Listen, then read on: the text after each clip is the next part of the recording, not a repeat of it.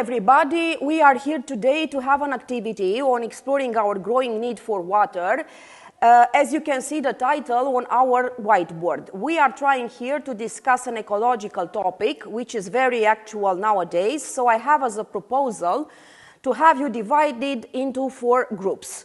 So we'll have here group 1, group 2 here, group 3 here, and group 4 here. So first of all, we will watch a video regarding water use and consumption, and then I expect you to have some questions on this in order to have some sort of image on this topic, okay? We will share the screen now. Please watch the video and we'll see afterwards.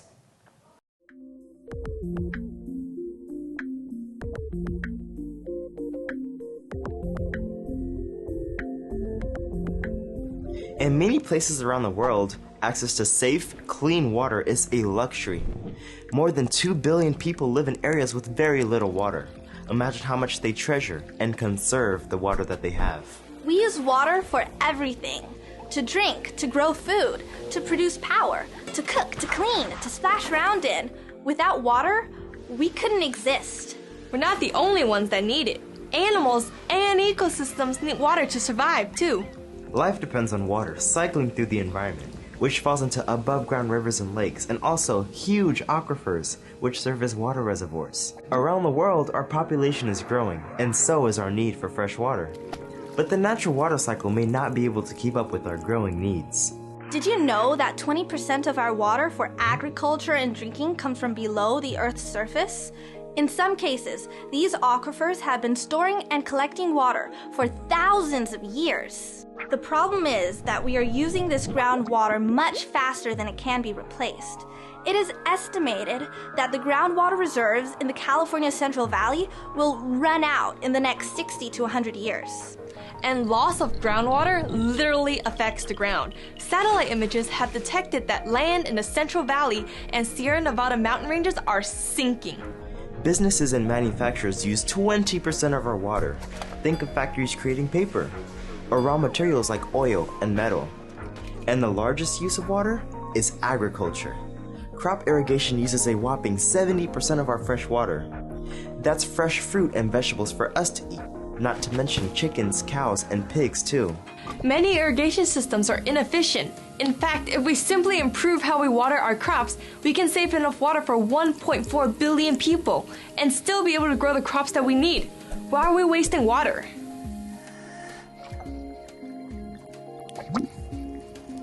We can't blame everything on agriculture.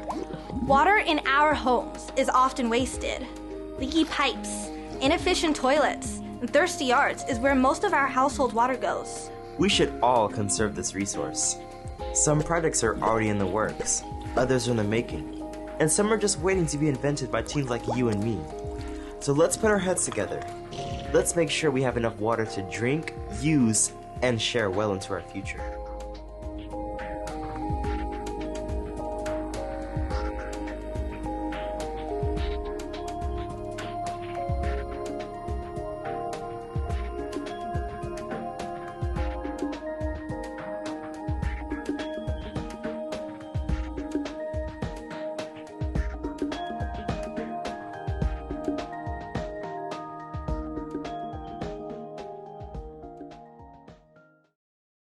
So let's see what questions can we provide from watching it. What questions on this topic do you have in mind? Group 1, please. How many different ways can you think of that we use water, and why is water important to animals and ecosystem in addition to people? We can use water for drinking, the most essential aspect, then for cooking, watering the plants, washing up the dishes and laundry, animal husbandry, and also for general housekeeping. So to start, we all use water for drinking, washing, cleaning, cooking, and growing food, making it our most precious resource for survival. What adds to that daily household water use is that even more water is used by industry to generate electricity, manufacture products, and transport people and goods. How many different ways can you think of that we use water, and why is water important to animals and ecosystem in addition to people? Water is important to animals and ecosystems because it is the most important aspect of living. Water means life as it provides life in general. All animals and plants need water to survive. Life forms use water to carry nutrients around the body and to take away waste. Water also helps break down food and keep organisms cool, among other very important jobs. How does water cycle around the Earth? Water comes in seasons and cycles around the Earth by raining, collecting it, using it, and also evaporation provides some sort of natural cycling circuit. The water cycle describes how water evaporates from the surface of the Earth, rises into the atmosphere, cools and condenses into rain or snow in the clouds, and fall again to the surface as precipitation. What is an aquifer and why are aquifers important? An aquifer is a geological structure represented by an underground porous layer which allows the water circulation, a body of permeable rock which can contain or transmit groundwater. Of all natural resources, groundwater is the most extracted resource in the world, and a majority of it is used for agricultural purposes. Groundwater is the most accessed source of fresh water around the world, including as drinking water, irrigation, and manufacturing. Many villages and even large cities draw their water supply from wells in aquifers. What is threatening aquifers and why is this concern? As a treating of them, especially those with limited recharge by snow or rain, can be overexploited and depending on the local hydrogeology might join no potable water or salt water intrusion, and in some areas water can become contaminated by arsenic and other mineral poison. How does loss of groundwater affect the ground and how we can measure this? Groundwater is on the nation's most important natural resource. A related effect groundwater pumping is the lowering of groundwater level blue in the deep that subsides the whatever vegetation needed to survive. The overall effect is a loss of riparian vegetation and wild habit. The basic cause of land subsides is the loss of support blue ground. The ACJI typically takes groundwater level measured with an electric tape and the form of reflect point. Slowly lower the tape to the well. They are interactional like turn and they width deep.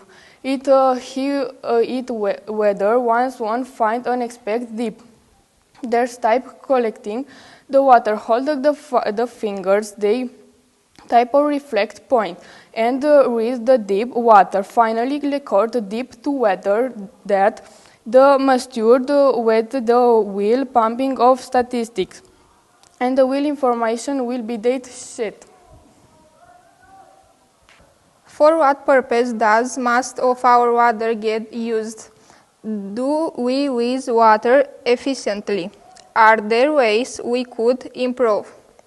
How do you think the technology could play a role in the now and in the future? The most common water uses include drinking and household needs, reaction, industry and commerce, agriculture, thermoelectricity, and energy. Water efficiency and the environment. Less water going down the drain means more water available in the lakes, rivers and streams that we use for recreation and wildlife uses to survive. Using water more efficiently helps maintain supplies at safe levels, protecting humans' health and the environment. Install high-efficiency water-sense labeled toilets or retrofit water-saving devices on existing ones can be seen as ways of improving water consumptions. Technology can also be a tool, as we can design it a water efficiency coordinator, develop a water efficiency plan, educate and involve employees, residents and schools children in water efficiency efforts and become a water sense partners. Water system can promote these actions through consumer rebate and education programs involving technology as well. It is very common to grow plants at home, whether ornamental, food or medicinal, and they need water. For the efficient use of water for irrigation, the first thing is that the substrate in the pot has the adequate capacity to retain moisture. However, some of the water will drain from the bottom holes in the pot. To take advantage of this, trays or plates can be placed underneath and later used for new irrigation. In the process of washing clothes, either manually or in a washing machine, a lot of water is used that reaches this weaver.